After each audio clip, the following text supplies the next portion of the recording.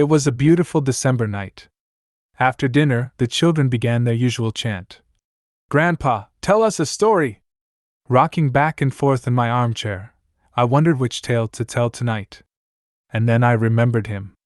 "Hey kids, have I ever told you the story of my pet tiger?" Their eyes widened in surprise. In one voice they said, "No, tell us, Grandpa."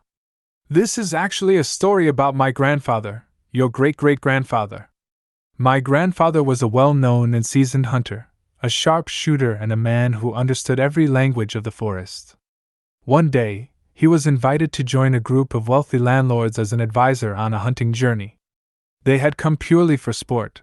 They knew next to nothing about the jungle or hunting. Naturally, my grandfather agreed. The moment he saw their elaborate setup outside the forest, it was clear they were there only for pleasure.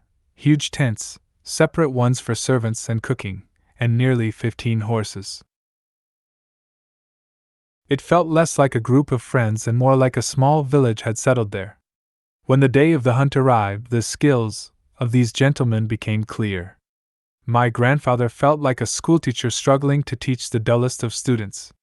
Despite his careful guidance, they caught nothing. Exhausted and frustrated, they finally set up camp by a river deep in the forest, hoping at least to catch some fish.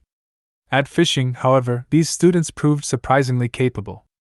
Pleased by their enthusiasm, my grandfather decided to take a short walk on his own. A little distance ahead, he sensed some movement behind a tree. He approached cautiously, but there was no need to raise his gun. There, hidden in the undergrowth, was a tiger cub, new to the world and clearly abandoned by its mother. My grandfather picked up the frightened, growling cub and decided to take it home. At home, my grandmother protested at first.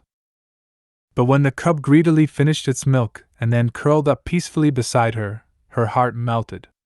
She named him Modi, after her favorite dog, who now rested quietly beneath the rosebush. In the beginning, Modi was fed milk from a bottle, but soon his diet included meat. He grew rapidly, strong and playful, and along with his mischief, he became my grandfather's disciplined pupil.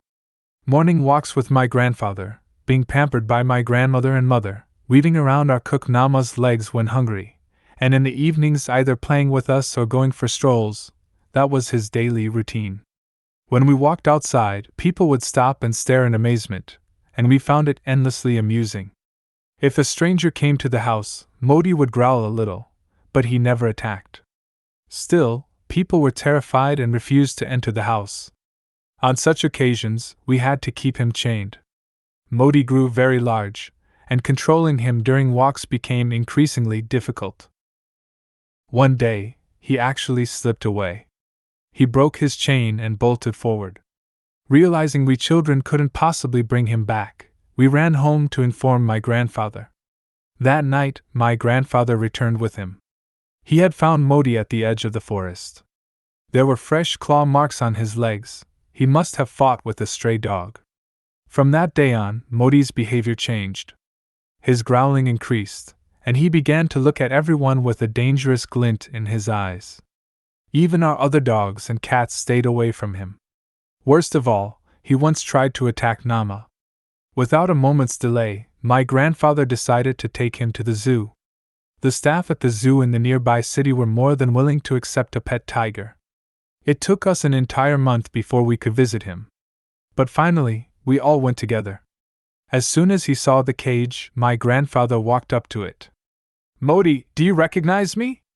"Forgive me, it took me some time to come and see you." Modi recognized him.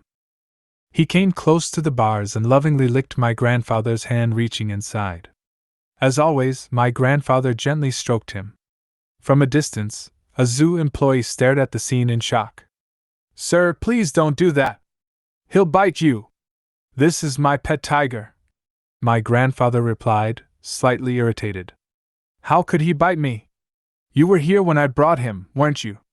"Yes, sir, I was," the man said. "But this is not your tiger. Your pet fell ill and died within 2 weeks of arriving here. This tiger was captured from the forest just last week, and he's extremely dangerous." My grandfather was left speechless. He stood frozen. Yet the new, while Tiger continued to lick his hand affectionately. It took my grandfather a moment to slowly withdraw it. Leaning closer to the cage, he whispered softly, "Good night, Modi. I'll come to see you again soon."